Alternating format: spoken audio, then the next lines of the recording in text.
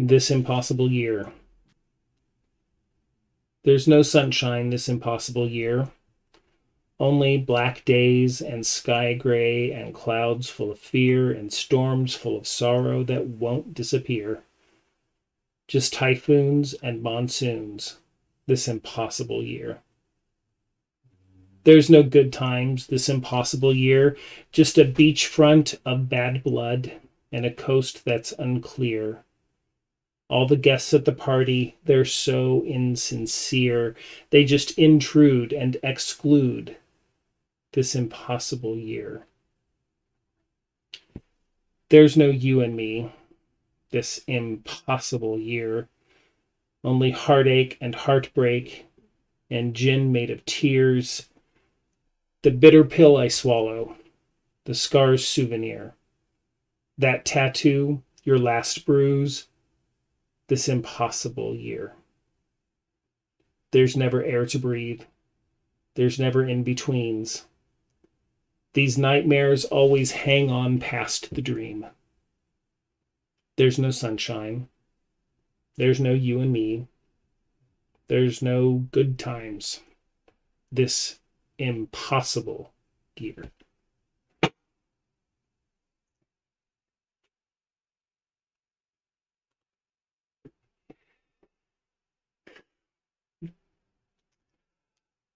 Hi there, I'm Scott, and this is GreatScott Knitting, a vlog podcast thingy.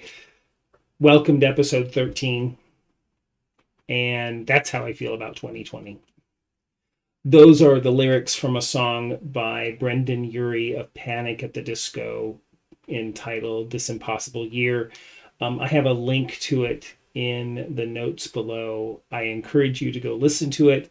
It kind of sums up how I feel about 2020. Kind of dark, but poignant and true to just the sense of it, the feeling of it. Not to say that there's not great things that have happened. Like you viewers, I appreciate that you tune in and you watch and you comment and you give encouragement and take encouragement. So those are great things from this year. There's a lot to be thankful for in 2020. So that's what I will focus on moving forward. So if you are a returning viewer, I want to thank you for continuing to watch, to continue to support, and to like the videos, and to provide comments and thoughts. And if you're new to this podcast, thank you for checking it out. I hope you enjoy the content you find on this channel and in this episode.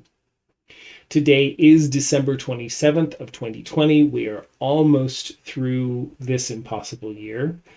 Today in Wichita, it was a really lovely day. It was about 55 degrees and somewhat breezy. Pretty typical for late December in Wichita. Yeah.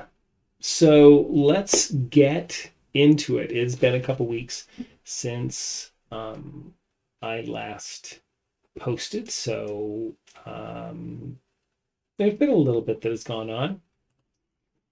So to start with, I did do some holiday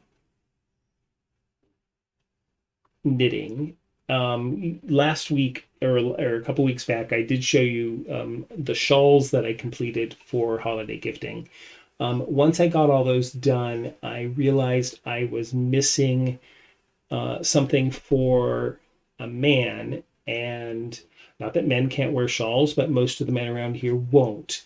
So I cast on a scarf in a bulky yarn.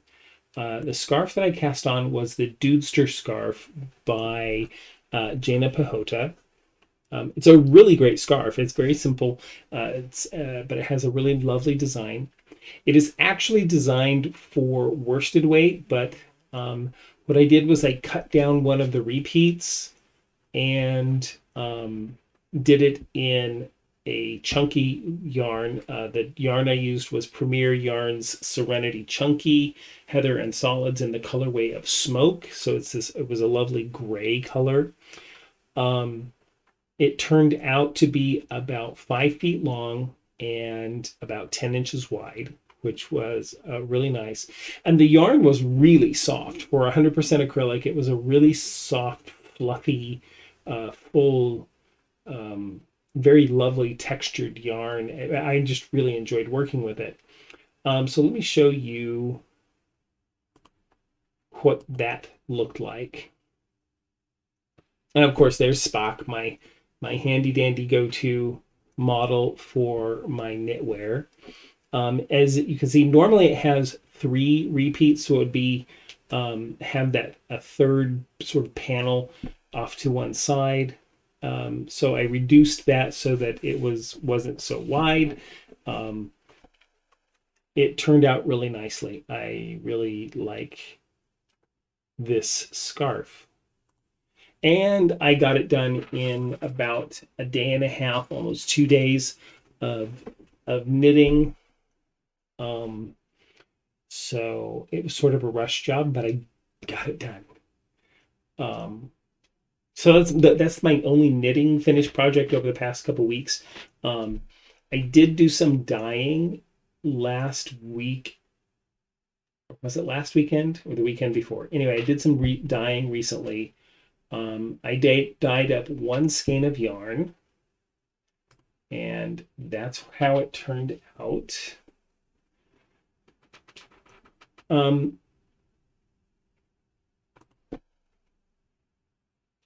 Yeah, here's that lovely skein of yarn. This is on a 100% superwash merino wool sport weight from Dyer Supplier. It's a 2-ply yarn. It dyed really beautifully. Here, I'll go ahead and open up the skein so you can kind of see a little bit of its nature. It's dyed in, of course, food coloring, but just blue, violet, and black. And the method I used, you can go check it out on episode 14 of my dyes yarn. And it was a lot of fun. It was just basically I would call it space dyeing, I guess, but it was also sort of dump, what I'm kind of characterizing as dump dyeing. Basically, you just dump a bunch of, you dump the color on and just kind of let it spread as it spreads, and it turns out just really beautifully. Absolutely love that skein of yarn. I'm going to do more of that technique in the future. It turned out beautiful. I think my next skein of yarn, I want to try doing some pastels, some lighter colors, some things that are less saturated. Trying that whole less is more business and restraint. Yeah, so this skein of yarn is about 328 yards, and it's a 100-gram skein of yarn. So, but anyway, loved it. Absolutely loved doing that piece. Can't wait to knit that up and see how it turns out. Yeah. So what do I have in progress? Let's see. I have, of course, my sock. It's always in progress. This is the Sockmatician's Toe-Ups by Nathan Taylor. I just keep picking it up every once in a while and knitting a little bit more.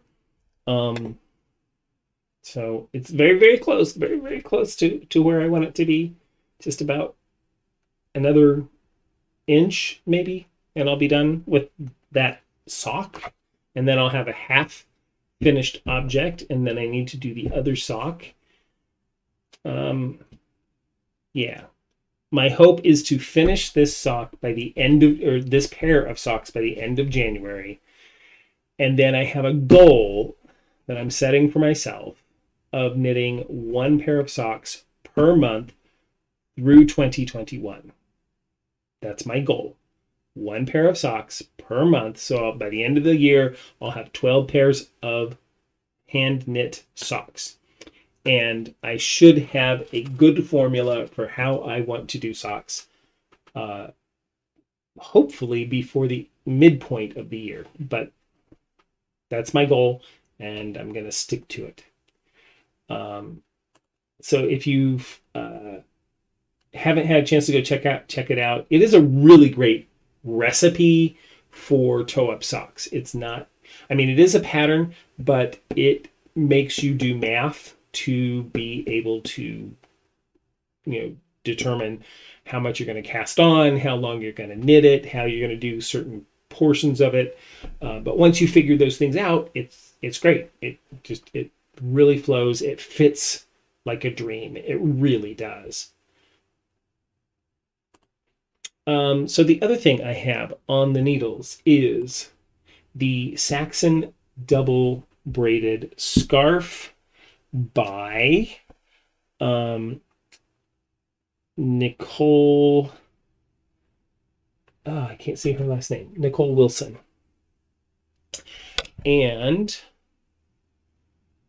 here is what I have done so far. This is so far 1 skein of yarn, and you can see that lovely cable pattern going on this scarf.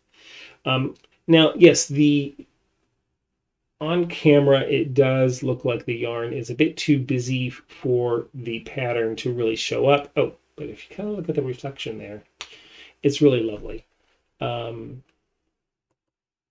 The yarn I am using is Knitology Worsted Merino in the colorway Concrete Jungle. This is a 100% superwash merino worsted weight yarn. And I have the second skein that I'm going to do already caked up. So I only have this much of the first skein, and so then I will be adding on the second skein. It is about, it's about halfway. So another skein of that, and I will be done. Now this is a scarf that I am very, very strongly considering doing a fringe on, and I'm not a fringe person. I do not like fringe, but the fringe I'm going to be doing is, I'm thinking a 2x2 I-cord, evenly spaced across both ends of the scarf. I did a provisional cast on, so I'll be easily be able to put this back on the needles and do my 2x2 I-cords off of the main sections that are there. So we'll see how that turns out. I've never done this before. It's not in the pattern, but it's simply an addition I want to make. And by golly, I'm going to try my best to make that happen. One other thing that I have cast on, and last year I did a blanket out of acrylic yarn. I'm doing another blanket. But this one's just the one I did last year was more of a traditional throw blanket. This one's going to be more of a lap blanket. But here's that blanket, and you can kind of see the pattern that's going on there. It's a just a sort of a tumbling or a blocks pattern. Just knit some pearls in a moss. I think it's called moss diamonds and trapezoids or something like that. I can't remember the actual knit the stitch pattern it's called. The pattern that I'm borrowing from is Grandma Birdie's Baby Blanket by Marianne Hooks. And I'm using this pattern just for the stitch pattern. I'm not, because I cast on my own number of stitches, and I'm doing sort of my own thing with on this blanket. But I wanted to use this stitch pattern, and so that's why I'm using that particular pattern, because it has it. The yarn I am using is the Karen Big Cakes, which is a 100% nylon or 100% acrylic yarn from Yarnspirations, purchased at Michael's. I like this yarn. This colorway is called Nightberry. It's just got different tones of blue and gray, and it's turning out quite lovely. I'm really liking it.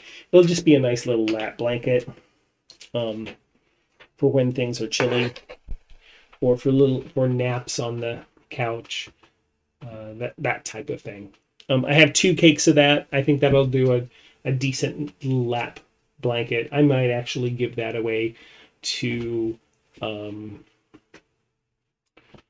I don't know, maybe the nursing home or something. I don't know, but we'll see. I like to do a blanket in the wintertime, in the cold months, because it's hard to do those in the summer.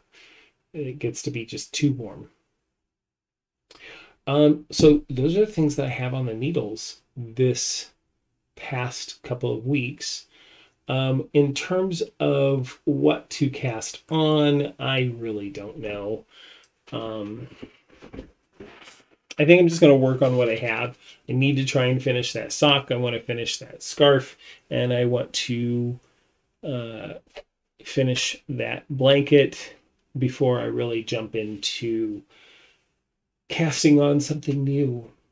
So those are my plans at this point. That'll probably change because it always does. So acquisitions.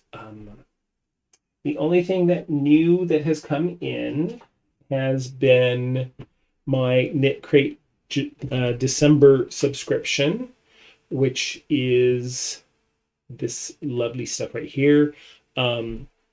I did an unboxing video for that, but just if you didn't catch that, this is the Audine Wools Twinkle DK, and the colorway is called Squad Goals. It's sort of a salmon-y pink color.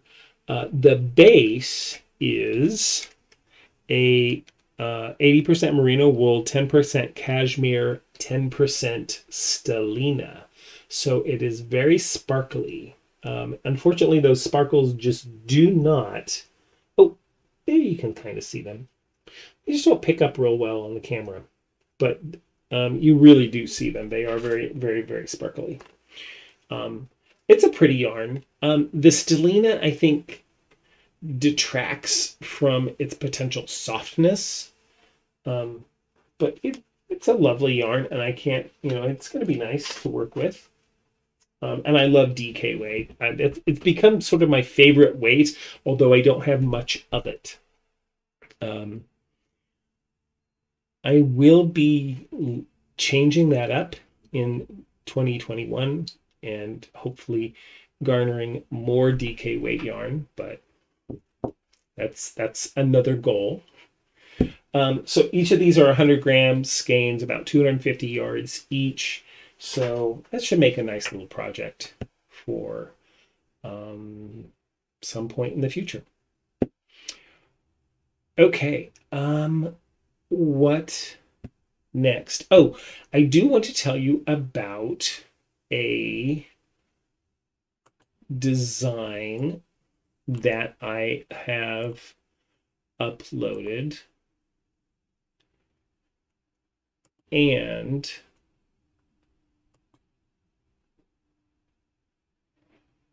where is it? Where is it? Where is it? I designed a cowl recently, and I have it out on. Yes, great. I have it out on Ravelry. So that cowl I'm calling the Creative Checkerboard Cowl because that was the name of the stitch pattern. It's a very simple stitch pattn of stockinette, reverse stockinette, and seed stitch in just a checkerboard makeup. Very simple, made for worsted weight. Takes about 200 to 220 yards. Oh, excuse me. So you should definitely go check that out on Ravelry. I'll have the link to that in the notes below. And for from now until the end of January, I will make it so that if you are watching this particular episode, that you can grab that cowl for free. That code is GSKFreeCowl, all one word. I'll put that in the notes below as well, but you can pick that up. It's I'm gonna charge like I think $250 for it. I mean, it's simple, it's easy, but it turns. I think it looks really great. And I could really use the money to purchase new patterns, so that's why I'm charging for it. Anyway, so GSK, GreatScott Knitting free cowl. So GSK free cowl. That'll get you this pattern for free between now and the end of January. I'll put that code in the show notes down below, along with the link to the pattern. So feel free to go check that out. Yeah. So that's it for my knitting. Not much else going on there in that realm. I have a lot of knitting going on. Not a lot of finished objects right now. Just got done with the holidays. So yeah, Hanukkah. I don't know if any of you were watching, but over Hanukkah, I did a nightly blog on to take us through that sort of vlogmas for Hanukkah. We did have our neighbor over for a Christmas dinner, and my niece and nephew celebrated Christmas as well, so we kind of helped them with that celebration. But our celebration on Christmas Day is always Chinese food and a movie, the traditional Jewish celebration of Christmas. The movie we watched was Wonder Woman 1984. I loved it. I thought it was absolutely amazing. I thought it was a great movie. I thought it was an interesting critique of the 80s, as well as an interesting critique of the climate we're in today. I thought a lot of the characters were some of the bad characters were the epitome of certain political figures in the world today, and sort of a political or a world view of that we have today. And I thought it was overall was a critique of some of that. And I love.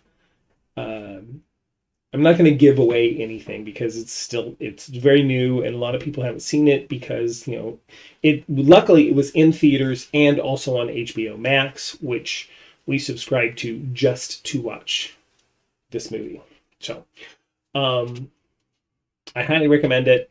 It was really great. If you do watch it, make sure you stick around for the very, very last bit because you don't want to miss the very, very, very last bonus scene. You don't want to miss it. I guarantee you. So don't get up and go to the bathroom until all the credits have run. What else have I been watching? Of course, finished up season 2 of The Mandalorian. Oh my God. If you haven't watched it, I'm not going to give anything away, but oh my God, it was great. It was absolutely, I mean, as I've seen many others comment and say that Disney has restored our faith in their ability to tell the Star Wars story with The Mandalorian. So if you haven't watched season 2, go watch season 2. We would be very, very happy if you did that. Yes, this is my Hanukkah child. That he came to live with me at Hanukkah for Hanukkah. So yeah, go watch The Mandalorian. Absolutely amazing series, and season 2, and the way it ended was oh my God, it was so good. And because people may still be watching it, no spoilers. I'm not going to do that to you, but wow, so good. Now, because I have HBO Max at least for 1 month, they have Doctor Who. So I am starting back on the reboot season 1. Now, those of us who follow the Doctor know that season 1 was actually back in the 60s, but this is the reboot series that started 12 years ago. And so this is that I started with that season 1. Now I've seen most of these. Actually, I've seen all of them. But yeah, I'm really enjoying revisiting these stories again. Yeah, I love Doctor Who. So just a lot of fun. Lots of fun adventures. That and let's see, what else am I doing? I'm still playing Pokemon Go with my niece and nephew. They are both 18 years old, but it gets us out of the house. We drive around. We don't go into any stores. We don't interact with any other people, but it gets us out of the house. It gets us a little bit of exercise occasionally when we hop out of the car, but it's something to do that isn't inside these 4 walls. So I'm, no apologies at all. All right, so no class time still. In the new year, we'll get back to talking about yarn, but every year at the end of the year, Pantone puts out their color of the year, and for 2021, it is these colors over here, that yellow and gray. The yellow is called what was that yellow called? I think imagining.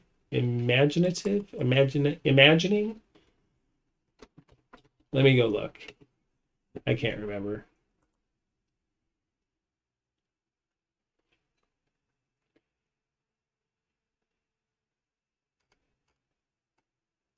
It is called illuminating. I'm so not close. Illuminating is what that yellow is, and the gray is called Ultimate Gray. I have to say that I kind of like it. I kind of like them. Instead of 1 color, they're doing 2. And some of their concepts behind it is the gray represents stability and strength. I think it was described something like it sort of represents like beach pebbles, the gray of beach pebbles that, they're strong and unchanging, unwavering,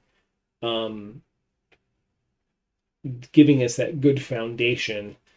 And then the yellow is more of a hopeful color, an aspirational color that looks towards a brighter future.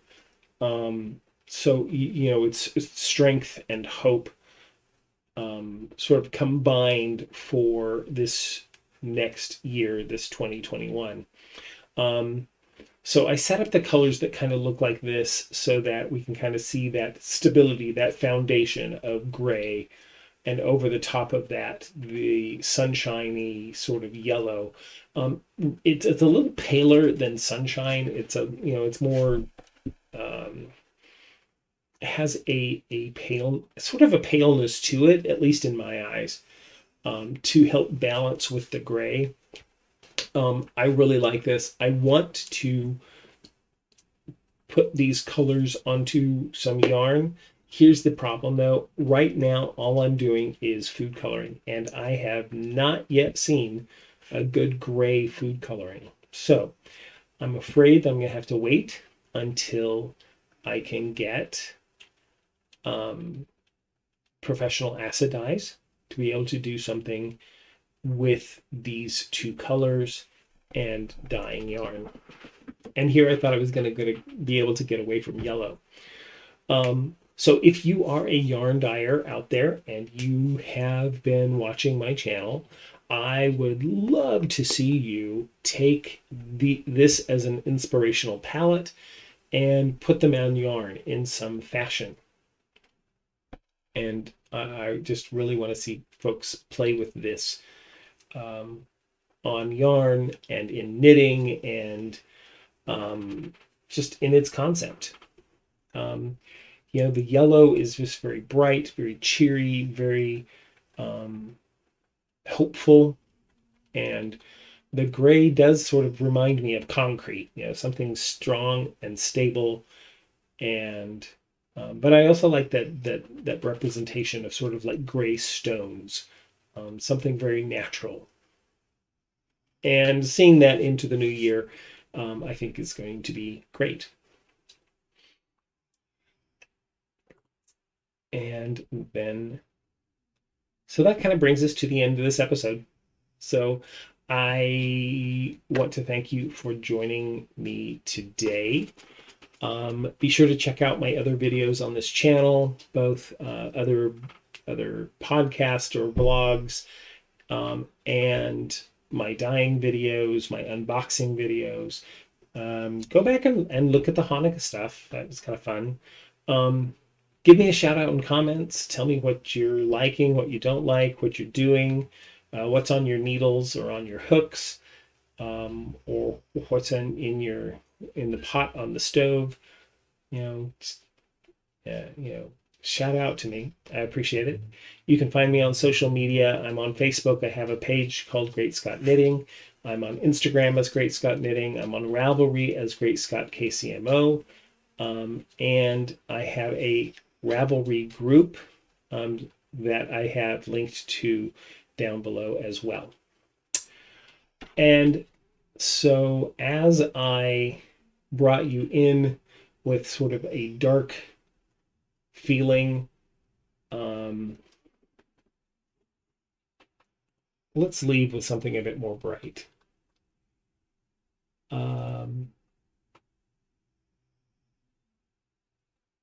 And with a blessing for the new year. This blessing is said at the beginning of every Jewish month with a little bit of alteration. Yehi ratzon milfanecha, may it be your will. Our God and God of our ancestors, may the new month, the new year, bring us goodness and blessing. May we have long life, peace, prosperity, a life exalted by the love of truth and reverence for the divine, a life in which the longings of our heart are fulfilled for good.